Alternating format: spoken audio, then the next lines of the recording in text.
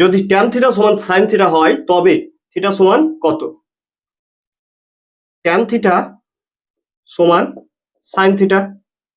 Tan theta মানে আমরা জানি sine theta by cos theta.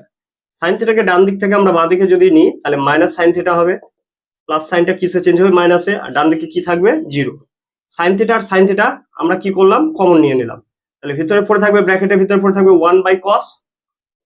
Sine theta যদি ব্র্যাকেটের বাইরে কমনে যায় তাহলে এই জায়গায় থাকবে 1 আর নিচে আছে কস, মাইনাস সাইন থিটা বাইরে গেল কমন হিসেবে, তাহলে 1 থাকবে, সমান ডান দিকে কত? 0।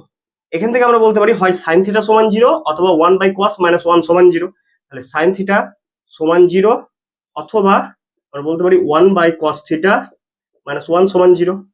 এখান থেকে বলা যেতে পারে সাইন থিটা সমান 0 মানে হচ্ছে সাইন 0 ডিগ্রি, আর আমরা বলতে পারি 1 বাই কস মাইনাস 1 সমান 0। তাহলে 1 বাই কস থিটা মাইনাস 1 কে বাঁ দিক থেকে ডান দিকে নিলে প্লাস 1।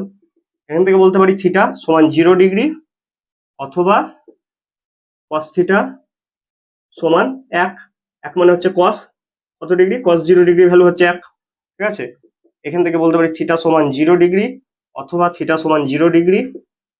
তাহলে অতএব আমরা বলতে পারি থিটা সমান 0 ডিগ্রি। আমরা কেবল পার্টিকুলার ভ্যালু, থিটার যে পার্টিকুলার ভ্যালু, বিশেষ ভ্যালু, সেই বিশেষ মানটাকে আমরা এখানে গ্র্যান্ট করলাম।